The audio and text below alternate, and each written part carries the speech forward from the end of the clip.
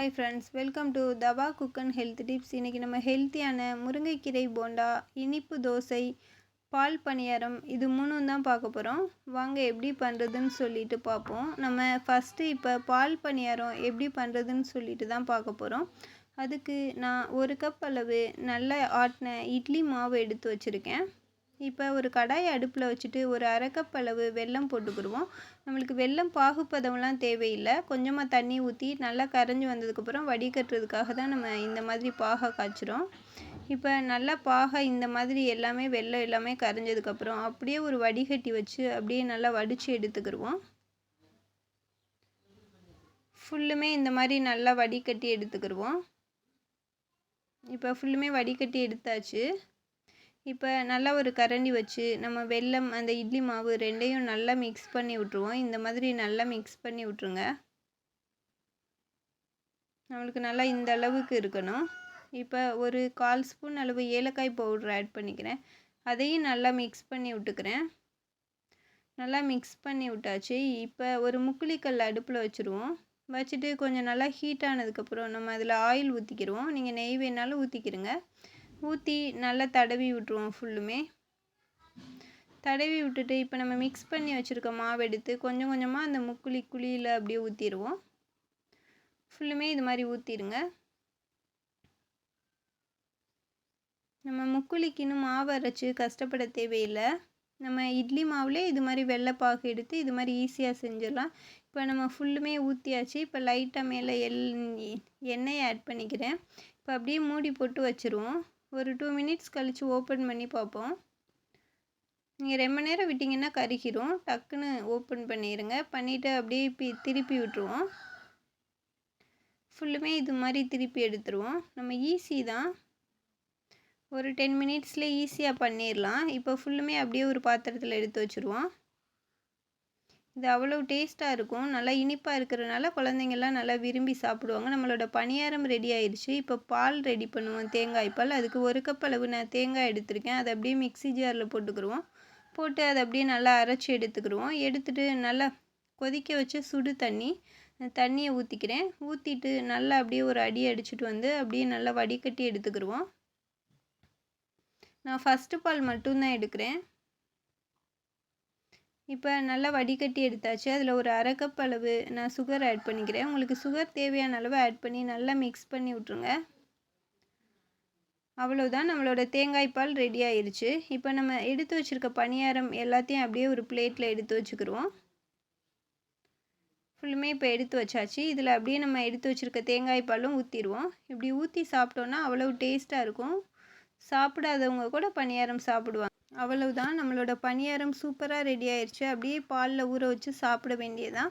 அடுத்து நம்ம முருங்கைக்கீரை போண்டா எப்படி பண்ணுறதுன்னு சொல்லிட்டு பார்ப்போம். குழந்தைங்கள்லாம் முருங்கைக்கீரை நீங்கள் டேரெக்டாக கொடுத்தீங்கன்னா சாப்பிடவே மாட்டாங்க.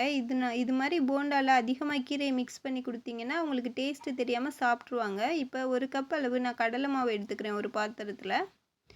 இப்போ அதில் கொஞ்சமாக ஒரு 2 ஸ்பூன் அளவு பச்சரிசி மாவு எடுத்துக்கிறேன். இப்போ 1 ஸ்பூன் அளவு கார்ன்ஃப்ளவர் எடுத்துக்கிறேன். இப்போ கொஞ்சமாக 2 வெங்காயம் நான் நல்லா நீளமாக கட் பண்ணி எடுத்துக்கிறேன். இப்போ முருங்கைக்கீரை நல்லா நான் 1 கப் போடுறேன், நிறையாவே சேர்த்துக்கிறேன். இப்போ கொஞ்சமாக இஞ்சி, மல்லித்தூள், கருவேப்பிலை, கொஞ்சம் ஒரே ஒரு மிளகாய் மட்டும் போட்டுக்கிறேன். போட்டுட்டு கொஞ்சமாக சீரகம் ஆட் பண்ணிக்கிறேன். இப்போ கொஞ்சமாக மிளகாய்த்தூள் ஆட் பண்ணிக்கிறேன். இப்போ கொஞ்சமாக தேவையான அளவு உப்பு ஆட் பண்ணிக்கிறேன். ஆட் பண்ணிவிட்டு கொஞ்சமாக ஆயில் ஆட் பண்ணிக்கிறேன். இப்போ இது எல்லாத்தையும் அப்படியே நல்லா மிக்ஸ் பண்ணி விட்டுக்கிறேன். இதை நல்லா மிக்ஸ் பண்ணி விட்டதுக்கப்புறம் கொஞ்சம் கொஞ்சமாக நம்ம தண்ணி சேர்த்து மாவு நல்லா போண்டாவுக்கு நம்ம ஊற்றுவோம் இல்லையா, அந்த அளவுக்கு பிசைஞ்சுக்கிடுவோம். இப்போ நல்லா இது மாதிரி பிசைஞ்சு விட்டுக்கிறோங்க. நல்லா இந்த அளவு பிசையணும் நம்ம. இப்போ நம்ம பிசைஞ்சு ரெடி ஆயிடுச்சு. இப்போ ஒரு கடாய் எடுத்துக்கிடுவோம். கடாய் நல்லா ஹீட் ஆனதுக்கப்புறம் ஆயில் ஊற்றிக்கிடுவோம். ஆயில் நல்லா ஹீட் ஆனதுக்கப்புறம் நம்ம நல்லா மாவு பிசைஞ்சு வச்சுருக்கோம் இல்லையா, அதை அப்படியே எடுத்து கொஞ்சம் கொஞ்சமாக அப்படியே போட்டுருவோம் எண்ணெயில். இது மாதிரி நம்ம ஃபுல்லுமே கொஞ்சம் கொஞ்சமாக எடுத்து போட்டுருவோம். நல்லா ஒரு சைடு நல்லா வெந்து வந்ததுக்கப்புறம் இன்னொரு சைடு திருப்பி போட்டுட்டு நம்ம அப்படியே எடுத்துட வேண்டியது தான். இது ஈஸியாக தான், இதுவும் ஈஸியாக நம்ம ஒரு 10 மினிட்ஸ்லேயே பண்ணிடலாம். அவ்வளவுதான், நம்மளோட ஹெல்த்தியான முருங்கைக்கீரை போண்டா சூப்பராக ரெடி ஆயிடுச்சு. இது குழந்தைங்களுக்கு ஸ்கூல் போயிட்டு நீங்கள் வர்றதுக்குள்ளேயே சூப்பராக ஈஸியாகவே பண்ணிடலாம்.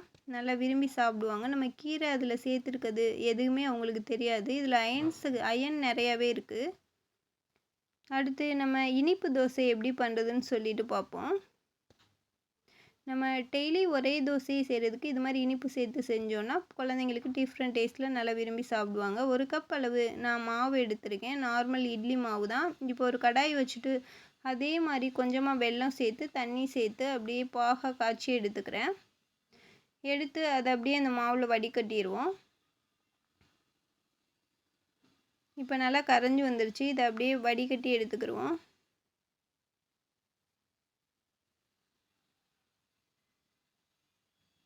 எடுத்து இப்போ நல்லா மாவு மிக்ஸ் பண்ணிக்கிடுவோம். வடிகட்டி எடுத்தாச்சு.